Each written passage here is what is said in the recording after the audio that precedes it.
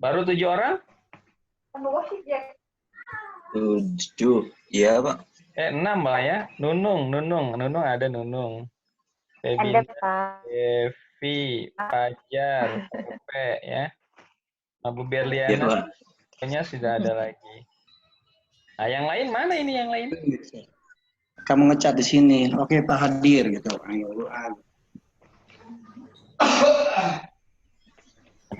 Maya, tulis namanya Maya. Rizky ada. Ayo Bu Rizky ditulis namanya. Saya. Gak apa-apa nih, kita baru-baru menggunakannya ya, adaptasi ya. Iya, Pak. Iya, Pak. Bu Rizky kok nggak nulis-nulis, Bu Rizky? Jangan termenung. Apa? Saya? Siapa? Bu Rizky Saya? Fauzia, Saya Bu ada. Rizky Fauzia. Ini, Pak.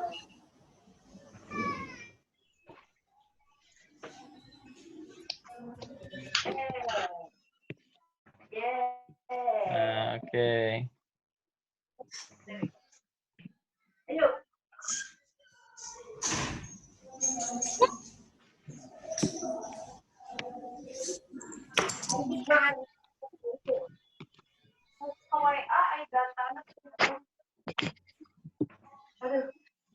Nah, ini dia Bu Rizky. Bu Rizky kan belum tulis-tulis, Bu Rizky. Oh, iya. Masih mempelajari ini bingung. Bingung, di bawah tuh ada. Aduh, baru banget nih. Ya, nggak apa-apa. Baru banget tuh baru banget tidur ya, baru bangun tidur. Iya, Pak. Aduh. Udah nemu nih Pak Rizky hadir. Yang lain harap bersabar ya. Nah, Bu Rizky hadir, sudah mantap.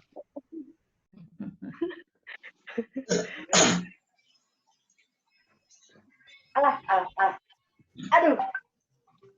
Aduh-aduan sih. Mana lagi nih, baru 12 orang.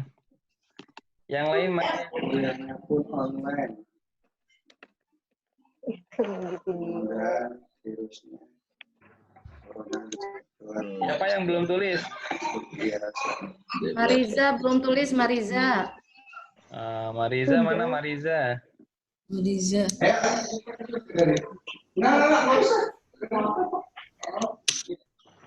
Oh, iya Dahlia sudah hadir, mantap.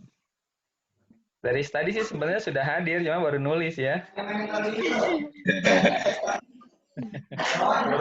baru ketemu tombolnya ya. Baru ketemu barang aneh Pak.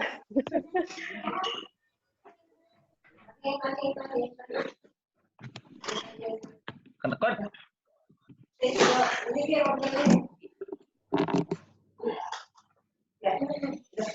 Ada lagi yang lain? Belum nulis tuh. Bu Nurul Hikmah sudah nulis ya? Belum tulis. Belum. Oh, belum. Ayo Bu Nurul, coba tulis dulu namanya. Nah, udah. 15 tuh udah. Nah, gitu dong. Alat Teslanya. Siapa lagi yang belum? Bu Tika udah, Hendrika udah. Ada, kita mulai aja ya. Oke, Pak. Oke, Pak. Oke. Bismillahirrahmanirrahim. Assalamualaikum warahmatullahi wabarakatuh. Waalaikumsalam warahmatullahi wabarakatuh. Selamat pagi semuanya. Selamat berjumpa di Zoom. Oke. Nah, hari ini kita akan kuliah.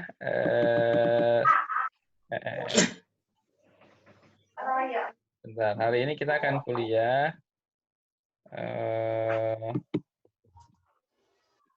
Seperti biasa ya, perkuliahan kita itu akan dimulai dengan presentasi. Mestinya ada 2 orang yang presentasi hari ini, tapi karena ini adalah pertemuan kita yang pertama menggunakan Zoom, sehingga mungkin hanya 1 orang saja yang presentasi ya. Semacam adaptasi lah kita menggunakan Zoom ya. Oke. Nah, hari ini kita akan membahas sebagaimana RPS yang sudah saya kirimkan. Hari ini pokok bahasan kita adalah mengenai konsep dasar evaluasi ya. Iya. Pengertian dari perbedaan pengertian dari evaluasi, penilaian, assessment, pengukuran gitu ya. Iya. Termasuk juga fungsinya gitu, manfaatnya dan lain sebagainya ya. Nah, untuk presentasi kita kan sudah memilih siapa yang akan presentasi. Untuk itu, maka mohon yang presentasi kirimkan dulu itu slide PowerPoint-nya. Oh iya, saya apa ya? Ini siapa? Fajar, kelompok Pak. Fajar. Iya, siap Pak. Sebentar. PPT-nya dikirimkan dulu. Makalah dan makalahnya saja kirimkan makalahnya. Oh, makalahnya Pak? Ya. PDF atau Word Pak? PDF ya? Atau dua-duanya saja boleh, dua-duanya. Dua-duanya, oke.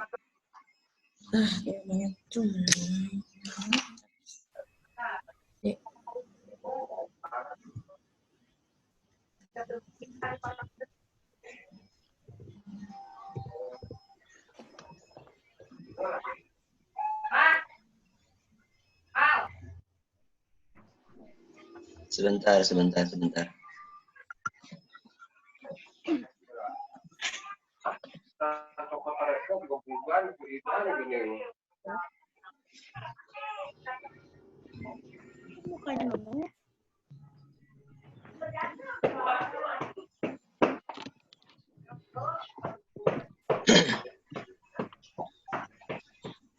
Search ya. Klik aja langsung. Wait.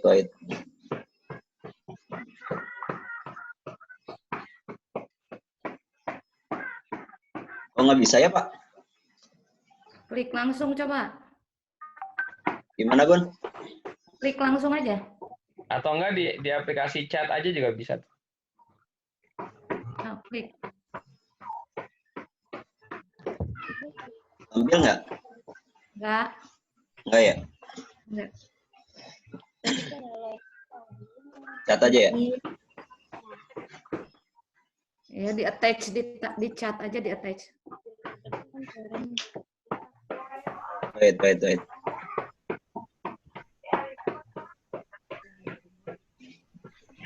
Meeting control.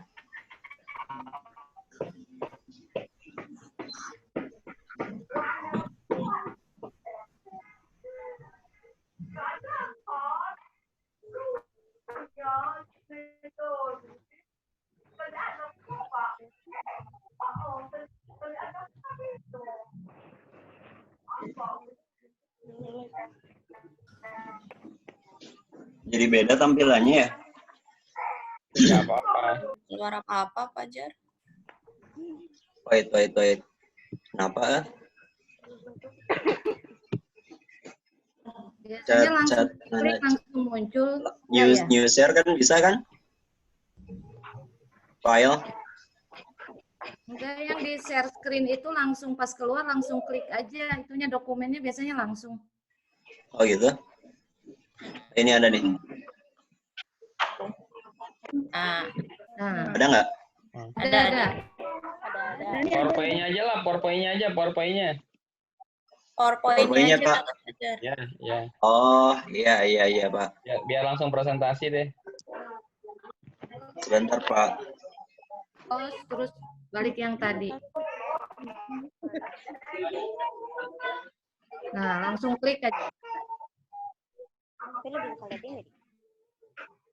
Bagus.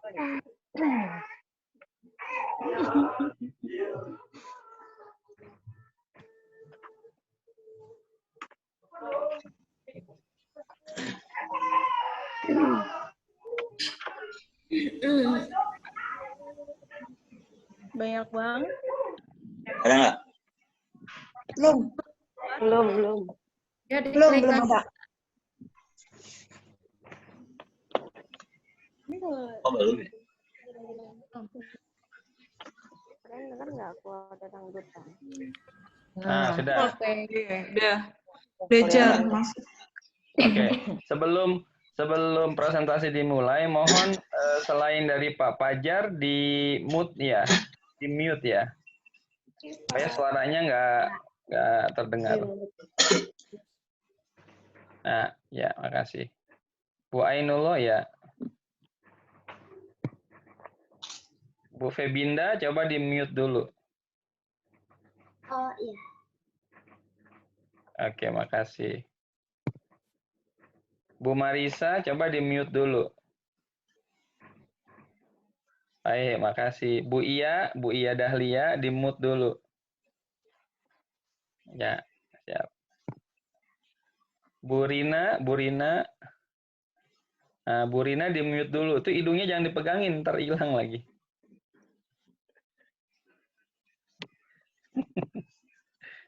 Ya, di mute. Bu Rina di mute. Itu mute itu bacanya. Diklik mute. Bu Rina bisa mendengar suara saya? Coba anggukan kepala kalau mendengar suara saya. Wah, berarti Bu Rina nggak dengar suara saya ya. Oke lah. Cari tahu Bu Rina, ntar saya WA dulu ya. Bu Rina mohon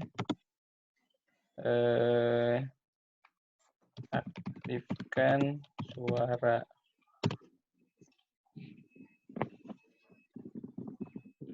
Oke, silakan Pak Fajar dimulai saja. Sudah, Pak? Dah, silakan. Ya, bismillahirrahmanirrahim. Assalamualaikum warahmatullahi wabarakatuh. Waalaikumsalam warahmatullahi wabarakatuh. Selamat pagi semuanya. Yang saya hormati Pak Dr. Ayub. Terima kasih sudah memfasilitasi. Alhamdulillah untuk pertemuan kali ini kita bisa belajar ya, walaupun tanpa bertatap muka secara langsung, tapi karena adanya teknologi, jadi kita masih tidak halangan untuk belajar.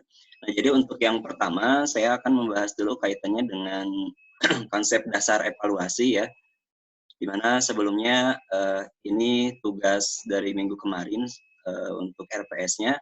Nah, sebelumnya sebelum kita menginjak kaitan dengan materi apa itu pengukuran, apa itu penilaian, apa itu evaluasi dan perbedaannya, saya berangkat dari kurikulum dulu. Jadi ini kurikulum sebagai suatu sistem ya, di mana bagian dari kurikulum ini ada tujuan, ada isi atau materi, kemudian proses dan evaluasi. Nah, jadi bukan hanya sekedar tujuan, kemudian materi, ada guru, siswa, metode, media, sumber belajar ya ini, terus kemudian evaluasi. Jadi sebenarnya ketika kita membahas mengenai evaluasi, ini sangat penting untuk dibahas ya, karena pada dasarnya pendidik atau calon pendidik itu harus sudah bisa mengetahui ya bagian dari komponen-komponen pembelajaran, bukan hanya bisa mengajar di dalam KBM saja, melainkan harus punya kompetensi dalam penilaian ataupun evaluasi. Nah, kemudian yang selanjutnya, bila saya gambarkan cakupannya ya, yang paling luas itu adalah evaluasi, ya, evaluasi, penilaian dan pengukuran. Nah, kita bahas satu-satu. Jadi kalau untuk evaluasi ya, ini cakupannya paling luas karena evaluasi ini berdasarkan penilaian dan hasil pengukuran. Nah, untuk pengukuran itu sendiri biasanya pengukuran bisa digunakan atau yang paling sering digunakan itu menggunakan tes ya. Tes itu untuk mengukur kognitif dan afektif. Ada juga non-tes. Non-tes itu dilakukan untuk mengukur dari psikomotornya. Nah, kemudian, Ini pengukuran, penilaian, dan evaluasi bersifat hierarki ya, bersifat hierarki. Jadi evaluasi didahului dengan penilaian, sedangkan penilaian didahului dengan pengukuran. Nah, jadi sebelum evaluasi itu pasti dilaksanakan dulu dengan penilaian ataupun assessment. Nah, penilaian itu diperolehnya didahului dengan pengukuran. Bila digambarkan seperti ini. Jadi pengukuran, penilaian, baru evaluasi. Terlalu cepat nggak, Pak? Nggak, oke. Lanjut, nggak apa-apa, silakan. Iya, Pak. Nah, mari kita bahas kaitannya dengan pengukuran.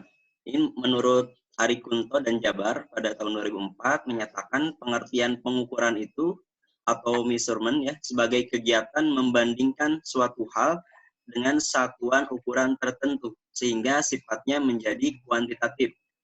Nah, kemudian ada juga menurut Hopkins dan Antes ya pada tahun 1990 mengartikan pengukuran itu suatu proses yang menghasilkan gambaran berupa angka-angka berdasarkan hasil pengamatan mengenai beberapa ciri atau atribut tentang suatu objek, orang atau peristiwa.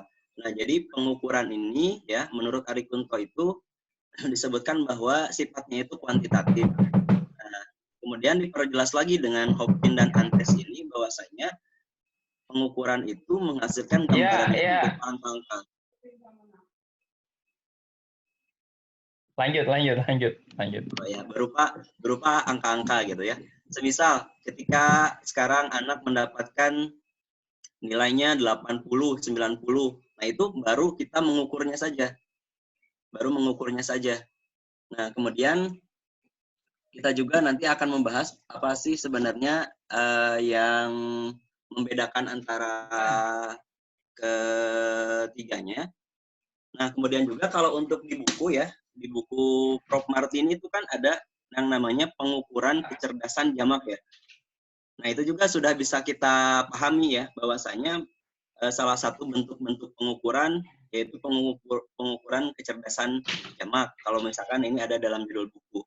Nah, kemudian pengukuran itu ya dibagi menjadi 3. Ada pengukuran yang dilakukan bukan untuk menguji sesuatu, ada pengukuran yang dilakukan untuk menguji sesuatu, ada pengukuran untuk menilai yang dilakukan dengan jalan menguji sesuatu. Nah, ini pengukuran yang dilakukan bukan untuk menguji, contohnya ada seorang penjahit ya, yang ingin melihat misalkan panjang lengan, panjang bahu, panjang lingkar pinggang, atau ukuran lingkar pinggang, itu hanya bukan untuk menguji. Jadi hanya untuk mendapatkan angkanya saja. Berapa misalkan panjang lengannya misalkan 50 cm gitu ya. Kemudian pengukuran yang dilakukan untuk menguji ini jadi pengukuran yang dilakukan untuk menguji sesuatu. Contoh misalnya yang saya tuliskan di makalah kan ada yang mengukur berapa daya tahan per baja ya. Daya tahan per baja ketika beratnya sekian. Atau pengukuran misalkan untuk menguji ini sebenarnya berapa lama sih misalkan virus COVID-19 ini bertahan di luar tubuh manusia. Itu untuk menguji sesuatu. Nah, untuk selanjutnya ada pengukuran untuk menilai yang dilakukan dengan jalan menguji sesuatu. Nah, pengukuran untuk menilai yang dilakukan dengan jalan menguji sesuatu ini adalah salah satunya misalkan pengukuran kemajuan belajar peserta didik, seperti itu ya, hasil belajar dan sebagainya. Itu ya bisa dipahami. Nah, kemudian untuk penilaian ya. Penilaian ini berarti menilai sesuatu. Jadi kan ada penilaian itu pasti ada sesuatu atau proses menilai gitu ya. Jadi penilaian itu berarti menilai sesuatu, sedangkan menilai itu mengandung arti mengambil keputusan terhadap sesuatu dengan mendasarkan diri atau berpegang pada ukuran baik dan buruk, sehat atau sakit, pandai atau bodoh, dan lain sebagainya. Ini menurut Sudijono pada tahun 2019. Jadi kan tadi sudah dipahami ya, kalau pengukuran itu sifatnya kuantitatif, nah berarti ketika kita berbicara mengenai penilaian, itu ada kriterianya, itu ada ukurannya. Apakah itu termasuk baik, apakah itu buruk, ya. Kalau menurut studi Jono ini, apakah itu dikategorikan sehat atau dikategorikan sakit, dikategorikan pandai atau dikategorikan bodoh. Nah, kemudian menurut Mardavi pada tahun 2004 ada 2 macam nih yang dapat dipergunakan dalam melakukan penilaian itu, yaitu ada acuan norma dan acuan kriteria. Nah, kalau acuan norma itu di makalah saya salah satu contohnya adalah ketika seseorang mengikuti tes, ya, di mana seseorang itu akan mendapatkan gambaran ya peringkat dibandingkan dengan orang lain yang sama juga mengikuti tes itu. Nah, kalau untuk acuan kriteria, ini biasanya untuk acuan kriteria ini antara lulus ya. Biasa kan kalau kita sudah sidang skripsi itu ada lulus ya, tidak lulus atau lulus dengan perbaikan. Nah, itu adalah salah satu acuan-acuan dari kriterianya. Nah, kemudian untuk evaluasi ya.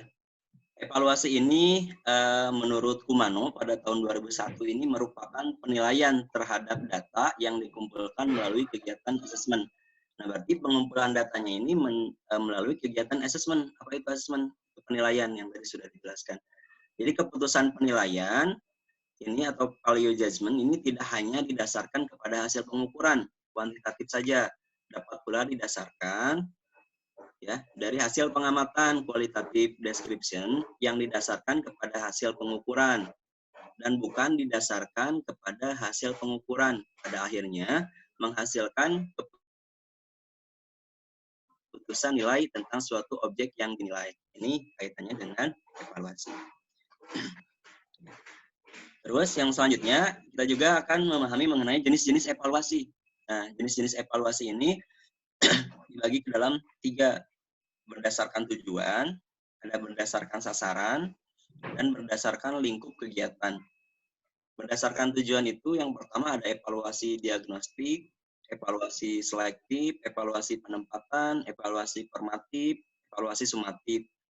Nah, kalau untuk berdasarkan sasaran ini ada evaluasi konteks, evaluasi input, evaluasi proses. Oh, ini salah ya, ada 2. Terus evaluasi outcome. Kemudian selanjutnya ada berdasarkan lingkup kegiatan. Yang pertama ada evaluasi program pembelajaran, evaluasi proses pembelajaran, dan evaluasi hasil belajar. Kemudian, tadi kan ini jenis-jenisnya ya. Nah, sekarang tujuan evaluasi. Nah, saya ambil dari menurut Debdiknas pada tahun 2003, itu ada 5. Yang pertama, melihat produktivitas dan efektivitas kegiatan belajar mengajar. Kemudian yang kedua, memperbaiki dan menyempurnakan kegiatan guru. Yang ketiga, memperbaiki, menyempurnakan, dan mengembangkan program belajar mengajar. Kemudian yang selanjutnya, yang keempat, mengetahui kesulitan-kesulitan apa yang dihadapi oleh siswa selama kegiatan belajar dan mencarikan jalan keluarnya atau solusinya. Nah, yang terakhir itu menempatkan siswa dalam situasi belajar mengajar yang tepat sesuai kemampuannya. Ini menurut Debdiknas ya tujuannya. Kemudian ada juga menurut fungsinya. Nah, kalau fungsinya yang saya dapatkan itu ada 4. Yang pertama ada secara psikologis, ada secara sosiologis, ada didaktis metodis, dan administratif. Nah, kalau untuk psikologis ini untuk mengetahui prestasi belajarnya, sehingga peserta didik ini merasakan kepuasan, ya, bukan ketegangan ini, maaf Tipo. Nah, yang kedua sosiologis, jadi untuk mengetahui apakah peserta didik sudah cukup mampu untuk terjun ke masyarakat, mampu dalam arti dapat berkomunikasi dan beradaptasi dengan seluruh lapisan masyarakat. Dan yang ketiga, didaktis metodis ini evaluasinya berfungsi untuk membantu guru dalam menempatkan peserta didik pada kelompok tertentu sehingga kemampuan dan kecakapan tertentu sesuai dengan kemampuan dan kecakapannya masing-masing. Nah, yang terakhir ini fungsi evaluasi secara administratif, yaitu evaluasi berfungsi untuk memberikan laporan tentang kemajuan peserta didik kepada pemerintah, pimpinan atau kepala sekolah, guru, dan termasuk peserta didik itu sendiri. Nah, yang terakhir, Ini saya temukan untuk prinsip-prinsip umum evaluasinya ada 1, 2, 3, 4, 5, 6 ya. 6. Jadi yang pertama komprehensif, berarti artinya keseluruhan ya, penilaian keseluruhan menyeluruh. Kemudian yang kedua mengacu kepada tujuan, berarti penilaian itu harus mengacu kepada tujuan pembelajarannya. Kemudian objektif, ya ini objektif apa adanya. Terus kooperatif, kemudian continue atau berkelanjutan. Yang selanjutnya adalah praktis. Nah, itu saja Pak secara singkatnya presentasi yang saya sampaikan. Untuk lebih lanjutnya kita diskusi saja Pak, supaya lebih takutnya ada beberapa hal yang masih kurang bisa diluruskan. Terima kasih Pak. Baik, makasih Pak Fajar. Selanjutnya kita akan mulai diskusi. Silakan bagi teman-teman mahasiswa yang lain yang ingin mengajukan pertanyaan. Caranya adalah dengan menuliskan pertanyaan di kolom chat ya, chat. Nah, silakan bagi yang ingin menuliskan pertanyaan, silakan dituliskan.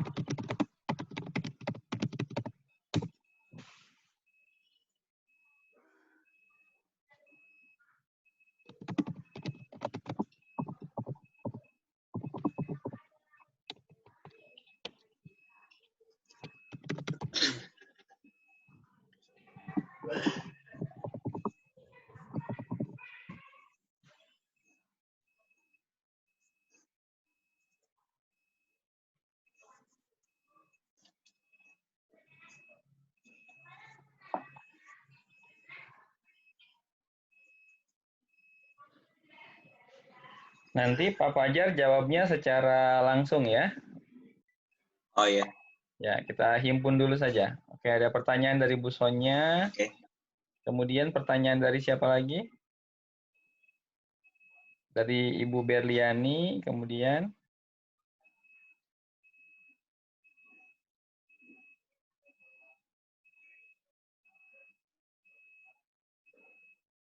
Baik, sudah cukup ya, pertanyaannya cukup dulu.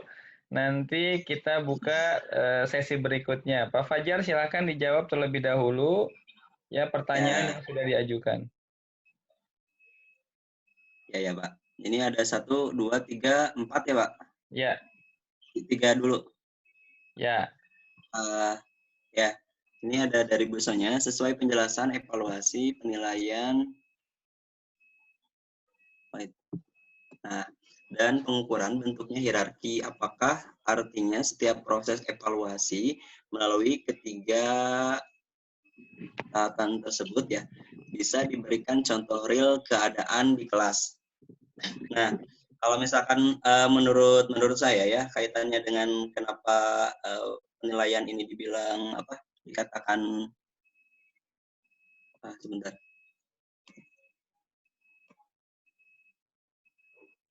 Ya, tadi kan dikatakan pengukuran, penilaian, dan evaluasi bersifat hierarki. Evaluasi didahului dengan penilaian, sedangkan penilaian didahului dengan pengukuran. Nah, kalau untuk menurut saya ya, untuk busanya, jadi proses evaluasi ini pastinya akan melalui tahapan ini gitu ya. Yang pertama pasti kita kan mendapatkan angkanya dulu nih, kuantitatifnya. Baru kita setelah itu kan bisa kita masukkan ke dalam segi penilaian, kriteria penilaiannya. Apakah ini sudah masuk KKM, baik, cukup, sedang, ya itu berdasarkan penilaiannya. Jadi penjabaran dari hasil pengukuran dari awal. Nah, setelah itu kita baru bisa kaitannya dengan evaluasi. Ya, kalau untuk minta contoh di kelas ya, di keadaan kelas, misalnya saya mau menguji untuk mata pelajaran matematika misal. Nah, yang saya dapatkan bahwasanya yang saya ujikannya itu melalui tes. Ya, melalui tes. Ketika saya melalui tes tersebut sudah didapat nih hasilnya dari hasil pengukuran penjawaban soalnya ya. Kemudian itu kan nanti bentuknya masih angka ya, masih kuantitatif gitu, masih angka-angka. Nah, itu kita bisa masukkan ke dalam kriteria penilaiannya, gitu ya. Penilaiannya apakah itu sudah memenuhi KKM ataupun belum. Nah, baru ini evaluasi. Kalau evaluasi ini berarti harus ada tindak lanjutnya. Apakah ini melalui proses remedial, apakah melalui proses pengayaan, ya sesuai dengan tahapan yang berlaku saja. Seperti itu sih Pak, kalau untuk yang saya pahami Pak. Baik, Pertanyaan baik. nomor 1. Baik, Bapak Ibu sekalian, silakan diaktifkan kembali itu suaranya biar langsung bisa memberikan komentar. Nah, yang tadi di mute coba diaktifkan kembali dulu.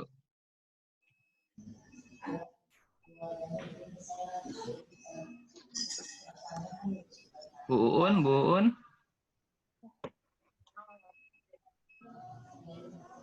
Bu Uun jangan ke warung dulu, Bu Uun.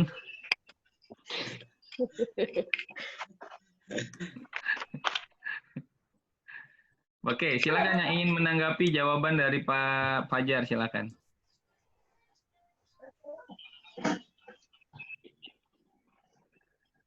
Ada yang mau menanggapi?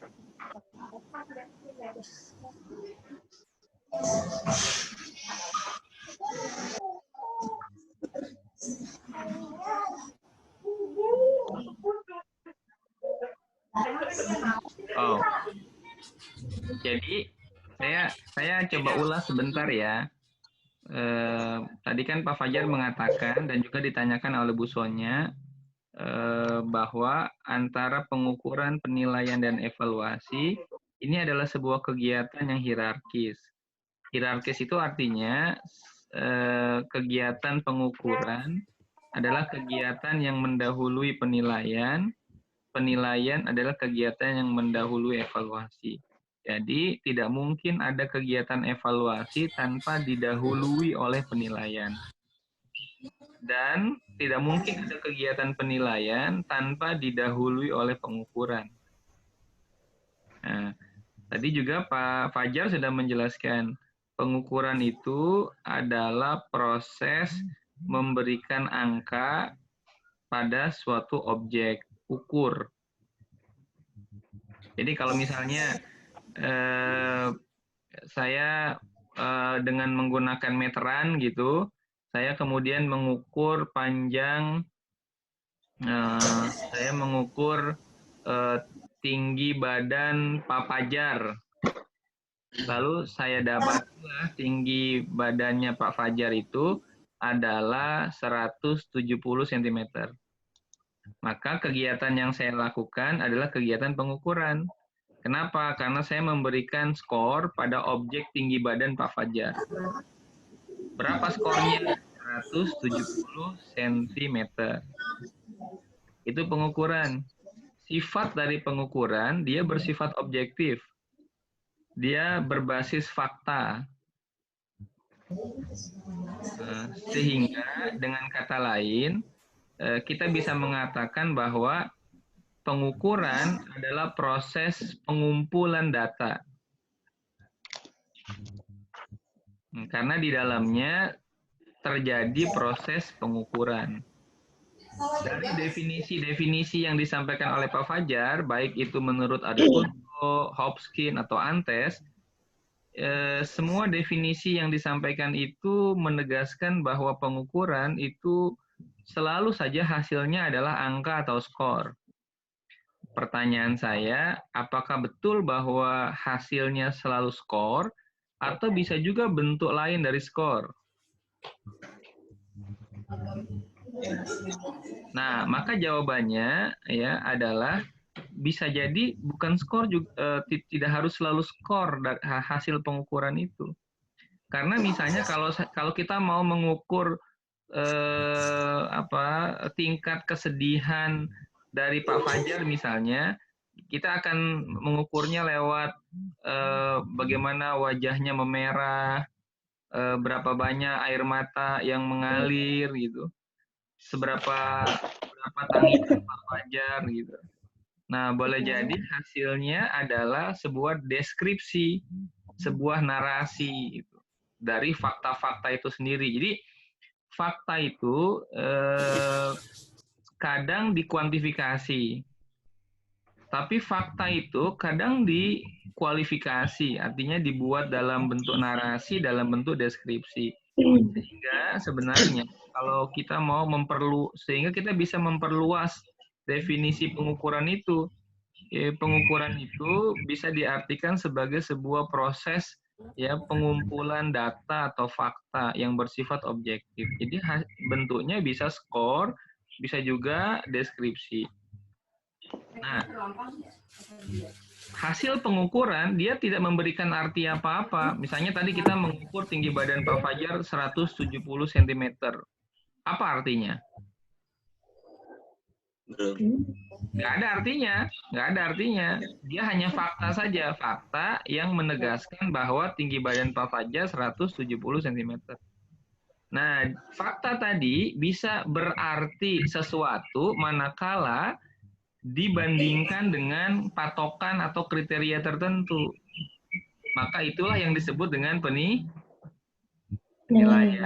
Ya.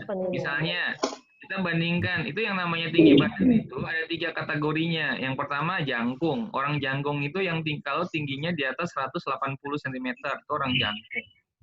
Ada orang semampai, bukan semeter, nggak nyampe ya, semampai itu ya orang yang tingginya antara 160 sampai dengan 180 itu tergolong orang semampai. Lalu ada tinggi badan pendek gitu ya. Nah, ini orang yang tinggi badannya di bawah 160 cm. Berdasarkan kriteria tersebut, maka kita bisa memberikan nilai pada fakta 170 cm tinggi badan Pak Fajar itu sebagai tinggi badan yang itu penilaian, sehingga tidak mungkin ada penilaian tanpa pengukuran, karena penilaian itu pada hakikatnya adalah proses membandingkan fakta atau hasil ukur dengan kriteria atau patokan tertentu. Proses. Nah, penilaian ini karena ada proses interpretasi di sana, ada proses pemaknaan di sana, maka sifatnya itu bisa kita sebut subjektif. Artinya hasil penilaian bergantung dari kriterianya. Kalau tadi kita menggunakan kriteria 100 di atas 100 itu jangkung, kemudian 160 sampai 180 itu semampai, di bawah 160 itu pendek. Tapi kalau kriterianya kita ubah, misalnya 170 cm dan yang ke atasnya itu adalah jangkung, semampai itu 160 sampai 169, di bawah 160 itu pendek, maka judgement yang kita buat terhadap tinggi badan Pak Fajar tidak lagi semampai, tapi tergolong apa?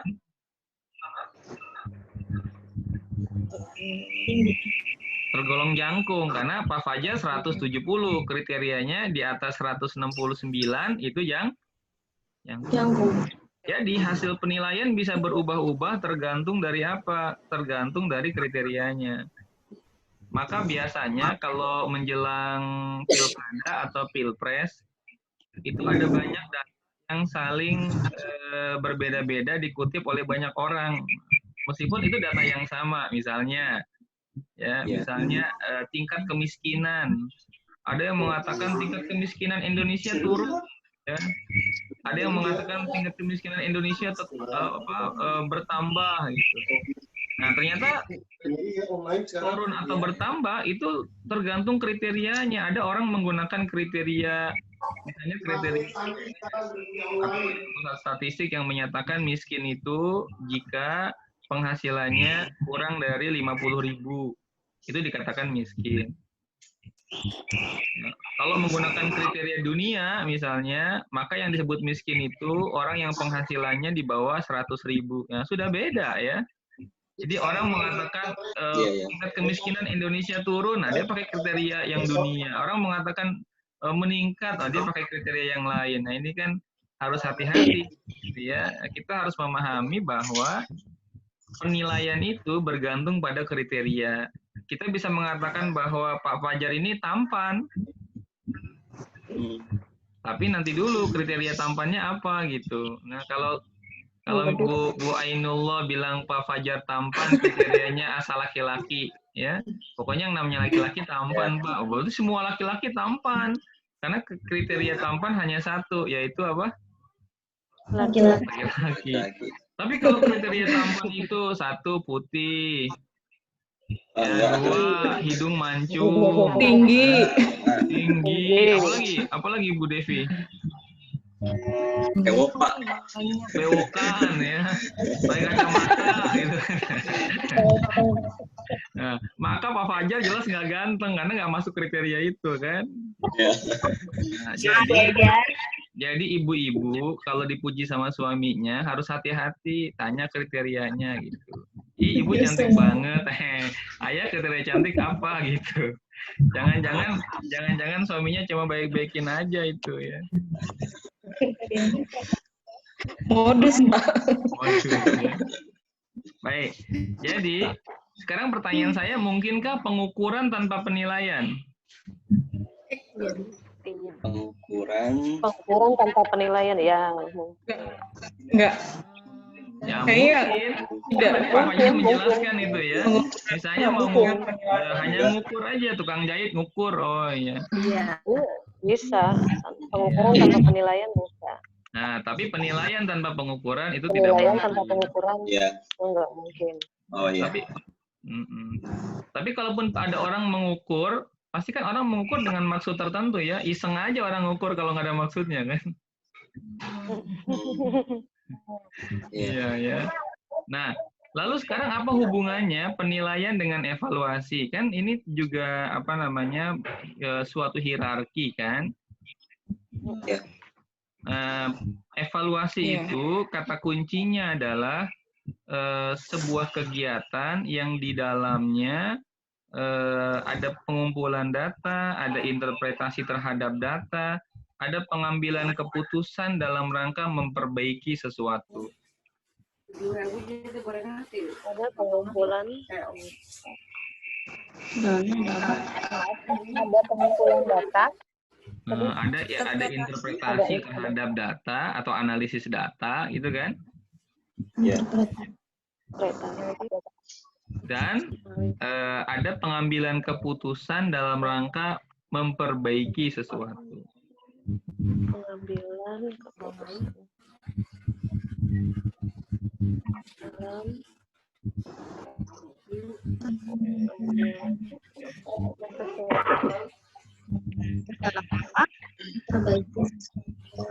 Nah, saya lanjutkan ya. Jadi harus hati-hatinya begini. Kalau kita baca beberapa referensi, maka ada beberapa orang yang menyamakan antara penilaian dan evaluasi. Jadi kalau misalnya Anda baca sebuah buku atau sebuah artikel, itu tidak jarang nanti Anda akan temui bahwa pengertian atau definisi dari evaluasi itu sama dengan penilaian. Ya, Pak. Ya, jadi ada juga yang mengartikan evaluasi adalah proses menentukan derajat sesuatu berdasarkan kriteria tertentu. Nah, itu baru penilaian sebenarnya. Baru penilaian, ya. Ya, evaluasi itu kata kuncinya adalah pemanfaatan hasil penilaian untuk upaya perbaikan. Pemanfaatan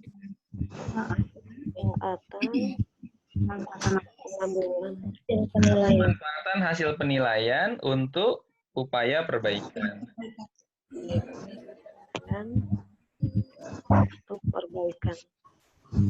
Nah, kalau Bapak Ibu misalnya tracing lebih dalam dari literatur tentang penilaian dan evaluasi, maka sebenarnya ada hal menarik dari penilaian dan evaluasi itu. Kalau evaluasi itu dalam bahasa Indonesia, dalam bahasa Inggrisnya disebut sebagai evaluation, gitu kan ya? Ya. Kalau penilaian bahasa Inggrisnya apa? Assessment. Nah, ini menarik lagi nih, ya. assessment itu diartikan sebagai penilaian. Padahal resminya dalam bahasa Indonesia, assessment dalam bahasa Inggris itu bahasa Indonesianya adalah assessment. Ya, jadi assessment gitu tuh tulisan bahasa Indonesianya. Bahasa Inggrisnya assessment. Ya. Nah, menurut saya assessment dan penilaian itu konsep yang berbeda. Justru sebenarnya kalau baca Kamus Besar Bahasa Indonesia, KBBI ya, definisi tentang penilaian dan definisi tentang evaluasi itu sama. Iya. Jadi memang istilah penilaian dan evaluasi itu lebih dekat. Assessment nanti beda lagi.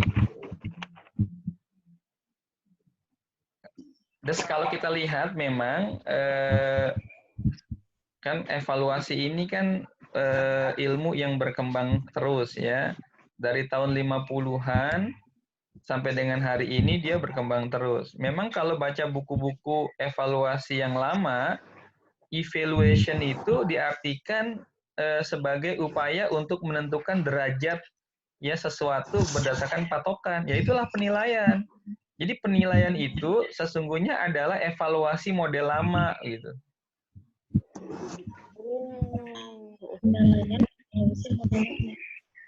Ya, penilaian itu evaluasi model lama, evaluasi yang memang hanya menentukan derajat, lulus apa nggak lulus, bagus atau nggak bagus, gitu ya.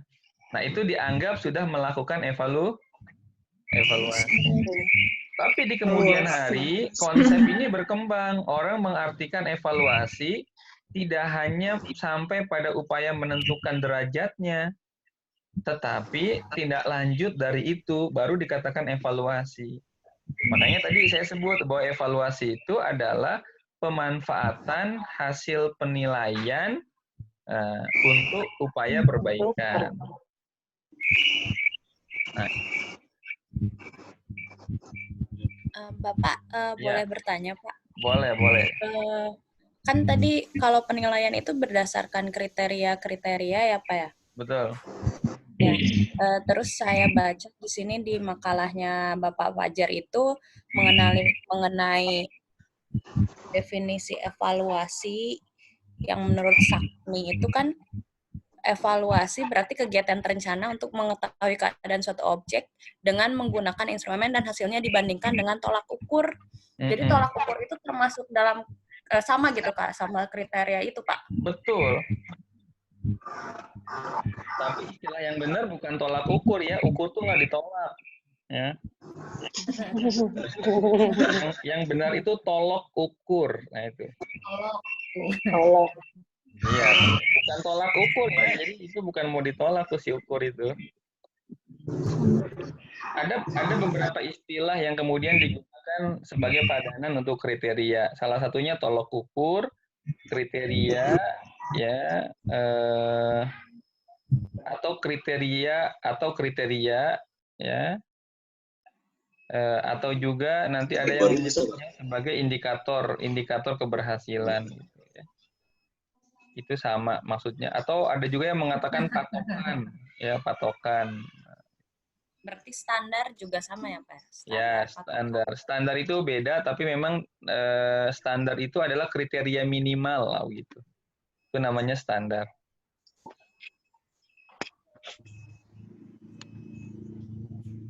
Nah, saya kasih contoh lagi ini kegiatan pengukuran, penilaian dan evaluasi. Misalnya kita melakukan pengukuran terkait dengan hasil belajar siswa. Sebut saja kita melakukan ulangan gitu menggunakan alat tes. Lalu diketahuilah nilai siswa itu Ahmad 70, Joni 50, Iwan 35 ya dan lain sebagainya. Itu namanya hasil pengukuran ya. Nah, lalu kita punya kriteria. Kriterianya misalnya KKM, di atas KKM dan di bawah KKM. Sehingga kita bisa membuat judgement. Misalnya 50% dari siswa di kelas itu lulus. 50% lainnya karena di bawah KKM dia harus apa? Harus remedial. Remedial. Nah, itu baru penilaian. Evaluasinya mana? Evaluasinya lalu guru memanfaatkan data hasil penilaian tadi. Loh, kok ini ada 50% siswa yang nilainya di bawah KKM? Maka apa yang salah dengan pembelajaran saya? Dia lakukan refleksi. Oh, ini ternyata metode yang digunakan memang kurang cocok ini dengan siswa-siswa saya. Maka ke depan saya akan mengkombinasikan antara misalnya metode ceramah dengan metode yang lain. Maka itu namanya evaluasi gitu. Jadi evaluasi adalah pemanfaatan hasil penilaian untuk upaya perbaikan. Contoh umumnya misalnya tadi kita kan mengukur ketampanan ya. Misalnya kita ukur nih tingkat ketampanan Pak Fajar ya. Kriteria tampan tadi apa itu? Misalnya hidung mancung ya. Apalagi Kulit putih. bewokan gitu. Tiga lah. Nah sekarang kita lihat nih, kita ukur Pak Fajar, dia mancung nggak? Kurang ya, kurang mancung. Mancung ke dalam. Mancung ke dalam. Nggak brewokan ya, putih nggak? Kurang putih gitu ya. Nah dari 3 kriteria tersebut kita bisa mengambil keputusan bahwa Pak Fajar itu ya tidak ganteng gitu kan. Saya tersinggung ya Pak Fajar ya, contoh aja ini. Enggak Pak, emang iya. Enggak, Jar, ganteng kok. Ya kata orang tua saya ganteng. Ya ganteng paling ganteng. Ya, dia tergantung kriterianya. Ini mah kriterianya aja yang bikin Fajar nggak ganteng emang ya. Nah, lalu dari hasil penilaian bahwa Fajar tidak ganteng, ada refleksi. Oh, Fajar ini nggak ganteng karena kurang putih, karena kurang mancung, karena kurang brewokan. Nah, maka supaya Fajar ganteng, ke depan Fajar harus seringkali jepit hidungnya supaya agak, atau narik-narik hidungnya supaya mancung. Terus pakai minyak penumbuh bewok gitu ya, biar ada bewoknya. Terus misalnya mungkin mandi pakai bunga tertentu supaya lebih putih gitu, atau cuci muka dengan sabun tertentu supaya lebih putih gitu. Oke, kita sudah bergabung lagi ya. Iya, Pak. Oke, mohon maaf nih gara-gara ganteng nih, aduh. Contohnya jangan ganteng deh. Oke, jadi evaluasi itu adalah pemanfaatan hasil penilaian untuk upaya perbaikan. Jadi pada saat hasil penilaian digunakan untuk memperbaiki tingkat ketampanan wajah Pak Fajar, tuh ya rekomendasinya kan tadi mandi pakai sabun tertentu gitu kan, dan lain sebagainya. Itu adalah evaluasi. Sampai sini bisa difahami nggak hubungan antara penilaian?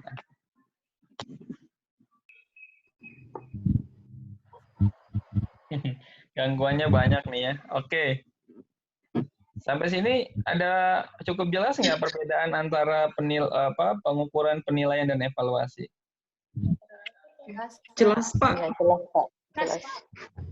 Cuman ini karena internetnya ada yang terlewat juga, Pak. Oh, ada yang terlewat ya. Iya. Iya. Baik. Bapak dan Ibu silakan Pak Fajar lanjutkan lagi tuh pertanyaan yang lain yang belum terjawab, yang mana tadi? Oh iya Pak. Ya ini pertanyaan dari Teh Berliani. Bapak Fajar bisa lebih dijelaskan lagi perbedaan pengukuran untuk menguji dan menilai. Jadi jika menguji tidak berarti memberi penilaian. Nah kalau misalkan untuk perbedaan sepertinya tadi sudah sangat jelas ya kaitannya dengan dipaparkan ulang oleh Bapak kaitannya dengan pengukuran. Jadi itu kan ada, kita supaya gampang itu ambil kata kuncinya aja. Jadi kan kaitannya dengan pengukuran itu berarti sesuatu ada yang diukurnya, baik itu menggunakan alat ukur, kalau di pembelajaran berarti tes. Kemudian penilaian, berarti penilaian itu kaitannya dengan kita mengkategorikan atau kita masukkannya hasil pengukurannya ke dalam kriteria, ya, baik itu indikator atau patokan atau tadi yang disebut tolok ukur ya, bukan tolak ukur. Nah kemudian untuk evaluasi itu kan tadi sudah dijelaskan kaitannya dengan pemanfaatan. Jadi pemanfaatan ini dari hasil penilaian sebelumnya. Pemanfaatan hasil penilaian ini salah satu tujuannya adalah untuk melakukan perbaikan gitu. Nah, kemudian ini perbedaan pengukuran untuk menguji dan menilai. Jadi jika menguji tidak berarti memberi penilaian. Jadi untuk menguji salah satu contohnya menguji dari sidang skripsi gitu kan misalnya. Itu pasti kan untuk menguji itu pasti ada ya penilaiannya. Kemudian kan pasti akhirnya itu ketika penilaiannya itu dikatakan bahwa itu masuk kategori kepada lulus atau tidak lulus atau bahkan lulus tapi perbaikan gitu ya. Itu kan hal-hal seperti itu atau kriteria seperti itu kita temukan salah satunya di sidang skripsi kan gitu. Jadi ada yang lulus, ada yang tidak lulus atau lulus dengan perbaikan, bahwa itu salah satunya adalah termasuk ke dalam pengkategorian kriteria lulus atau tidaknya gitu. Seperti itu sih Pak kalau menurut saya. Oke, ya, siap. Ada lagi nggak pertanyaan yang lain yang belum terjawab? Terus ini juga dari Teh Lulu dari Teh Lulu. Pak Jar, saya mau tanya apa perbedaan yang spesifik antara evaluasi dan penilaian? Mohon penjelasannya. Nah, untuk evaluasi ini kan tadi kaitannya dengan penilaian ini, evaluasi ini didahului oleh penilaian. Jadi penilaian ini ya fungsinya itu untuk hasil pemanfaatan evaluasinya, gitu ya. Dari kata-kata itu sudah terlihat spesifikasinya ya. Iya. Oke. Terus dari Teh Rizky, Kiki ya, kira-kira asesmen yang paling efektif untuk di sekolah yang seperti apa ya? Nah, kalau misalkan ini sebenarnya untuk asesmen penilaian yang efektif ini kan trennya dalam kurikulum ya. Nah, 2013 itu kan ya. Silakan aja. Bentar. Tadi itu kita belum diskusi tentang assessment. Belum masuk ke situ ya berarti ya Pak ya. Apa itu assessment sebenarnya kan? Kalau penilaian itu bukan assessment, maka apa itu assessment? Iya, betul. Itu apa? Kita aja baru tahu nih Pak, assessment itu ternyata beda sama penilaian ya. Oh iya, coba sekarang kita lihat itu definisi dari assessment itu apa. Kalau Bapak dan Ibu kaji, ya, ada nggak yang bisa menuliskan definisi assessment? Nah, nih saya coba tulis ya.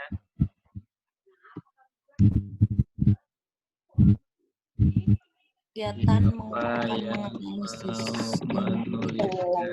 definisi assessment. Nah, ayo. Coba tulis, Anda boleh lihat dari berbagai referensi, apa itu assessment? Menurut siapa itu? Coba tulis. Anda browsing sebentar di Google gitu, Anda tulis di sana boleh.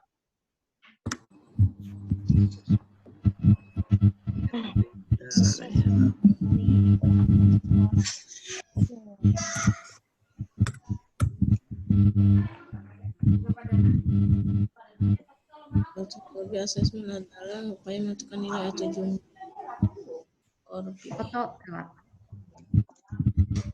asesmen sebagai upaya menentukan nilai jumlah biasa menentukan selanjutnya apa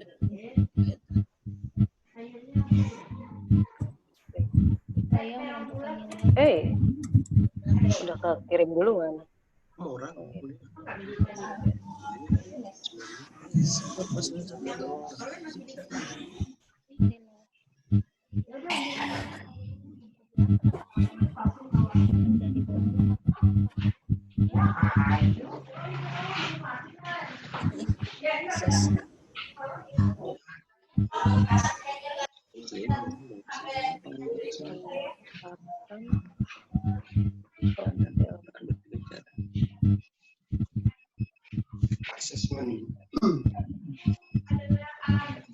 Assessment adalah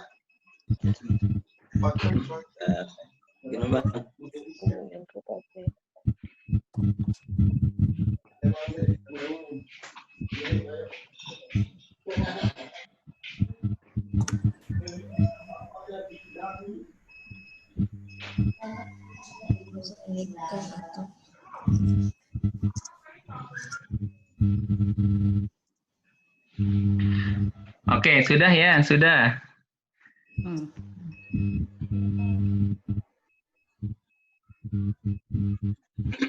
Memperlihatkan anggota tim untuk penelitian.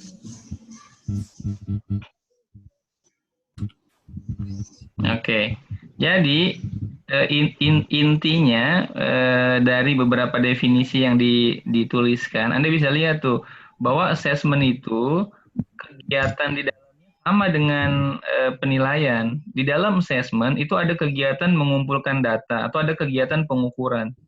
Tidak mungkin ada assessment tanpa pengukuran.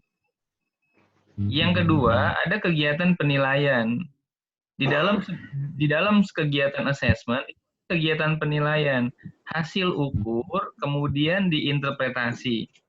Interpretasi itu sama dengan kegiatan menganalisis. Lalu, ya, analisis atau interpretasi itu adalah kegiatan membandingkan antara hasil ukur dengan kriteria atau patokan tertentu tadi. Nah, pertanyaannya, lalu apa bedanya antara assessment dengan penilaian? Assessment adalah kegiatan pemanfaatan hasil penilaian.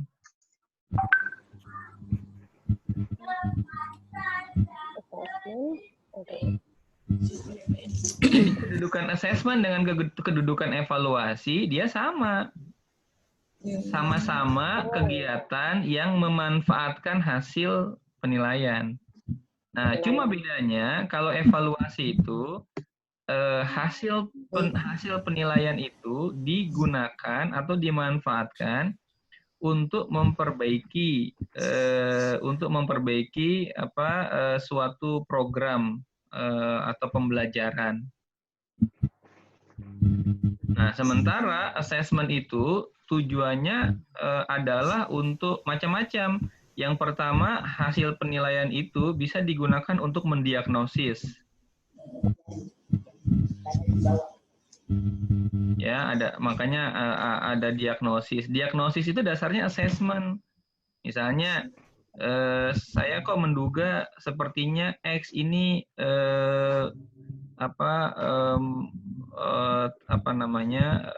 menderita sakit demam berdarah. Coba di-assess deh, kira-kira coba lakukan assessment apakah dia benar-benar dilakukanlah assessment terkait dengan gejala-gejala gitu.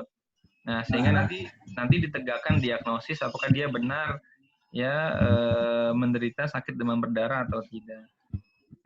Assessment itu adalah kegiatan pemanfaatan hasil penilaian untuk diagnosis. Tetapi untuk diagnosis, kalau dalam pembelajaran assessment itu misalnya ada assessment awal. Misalnya sebelum pembelajaran dimulai, Bapak dan Ibu ini melakukan assessment. Misalnya ada pengukuran terkait dengan hasil belajar, lalu kemudian diinterpretasi, lalu kemudian hasilnya digunakan sebagai dasar untuk diagnosis. Oh, berarti siswa punya masalah sebelumnya di bagian ini, dan siswa sudah oke di bagian yang ini, gitu. Ada diagnosis, ya. Lalu bisa juga hasil penilaian itu digunakan dalam rangka penyusunan profil. Kalau di psikologi, mereka menggunakan istilah assessment psikologis. Nah, itu mereka misalnya melakukan assessment kecerdasan misalnya, ya, IQ, lalu kemudian dari sana disusunlah profil. Oh, Anda sangat cerdas, oh, Anda jenius, oh, Anda idiot, gitu ya, dan lain sebagainya. Itu adalah hasil assessment. Di dalam kegiatan assessment itu ada pengukuran dan ada penilaian.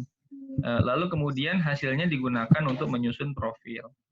Jadi assessment itu adalah kegiatan pemanfaatan hasil penilaian untuk keperluan diagnosis, untuk keperluan penyusunan profil, dan bisa juga digunakan untuk tindakan perbaikan, misalnya seperti